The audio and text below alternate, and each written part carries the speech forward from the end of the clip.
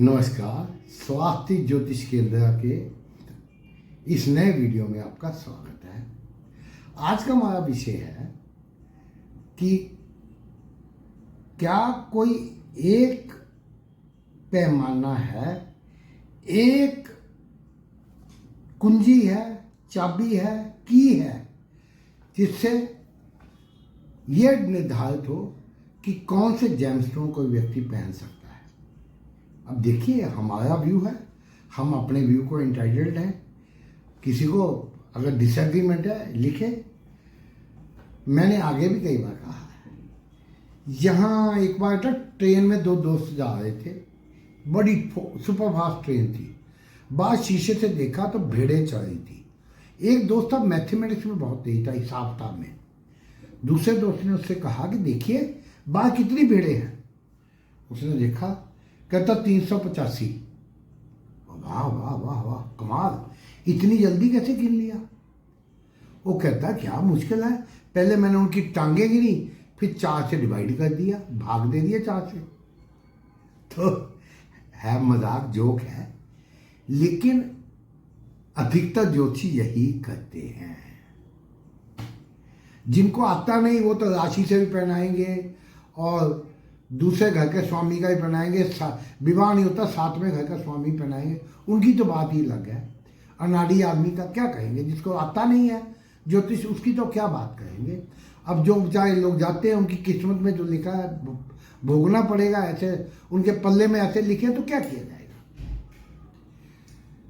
लेकिन जिनको आता भी है वो पता नहीं क्यों समझते नहीं या जानबूझ के कंफ्यूज होते हैं। किधर बैठा है, किधर नहीं बैठा है, कहाँ जाएगा, कहाँ आएगा। एक चीज जिससे फैसला हो जाता है कि व्यक्ति कौन सा रत्न पहन सकता है, वो है व्यक्ति का लगन, लगन और केवल लगन, एसेंडेंट। ये हम डंके की चोट पे कह रहे हैं। ज्योतिष शास्त्र का यही आधार है। तो लगन से निर्धारित हो जाता है कौन सा रत्न पहन सकता है। कुंडली से केवल यह देखा जा सकता है कि इसकी कितनी जरूरत है। हमने कई बार कहा है, 20-25 वीडियो में तो बोलना होगा। लगन 5वें भाव और 9वें भाव के स्वामी का रत्न कोई भी पहन सकता है। अब कुंडली में अगर नहीं भी आवश्यकता इनका रत्न पहने का, कोई हानि नहीं है। उसमें केवल प्रायोरिटी डिसाइड होगी नंबर 1 पे, फर्स्ट कौन सा सबसे ज्यादा दूरी पे, उसके बाद चौथे नंबर का रत्न जो मेष, कर्क, सिंह, धनु, मीन, वृश्चिक, इन लग्नों की कुंडलियों में चौथा किसी किसी में जरूरत होती, किसी में नहीं। और वृषभ, मिथुन, कन्या, तुला,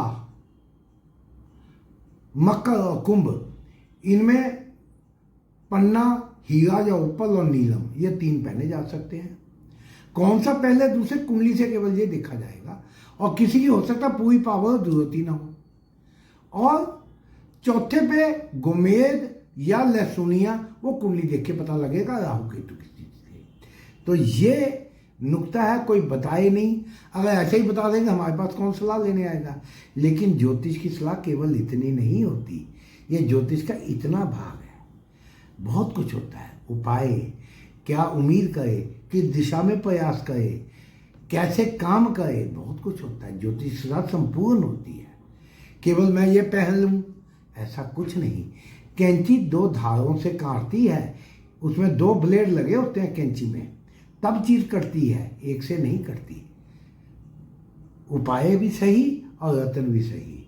यहां तो उल्टा होता है, जो शत्रु गए उनके रत्न पहना दिए जाते हैं, मित्र गए उनके भाई करते रहते हैं। अब क्या कहेंगे, कोई बात नहीं, हमने निचोड़ बता दिया, हमने कुछ छुपा के नहीं रखा, स्पष्ट बता रहे हैं। कोई फीस की जरूरत नहीं। लेकिन ज्योतिष की सलाह लेनी है, प्रॉपर लेनी है, तो एक बार ढंग से लीजिए, पूरी लीजिए, उसको फॉलो कीजिए। जगह जगह बढ़ते रहेंगे कुछ नहीं। अंग्रेजी में बहुत बचपन में पढ़ते थे, ए रोलिंग स्टोन गैदर्स नो मास। तो एक जगह सलाह लें, उसके लिए हमारा फेसबुक पर पेज है। ना फोन करने की जरूरत है, और व्हाट्सएप पे हम सलाह देते नहीं।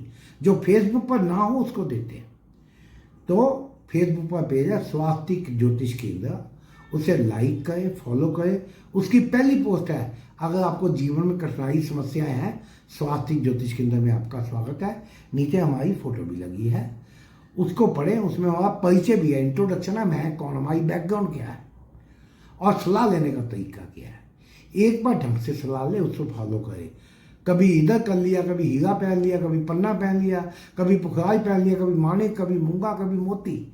इस तरह से करते रहेंगे, पैसा वेस्ट करेंगे और हानि अलग से हो सकती है। धन्यवाद।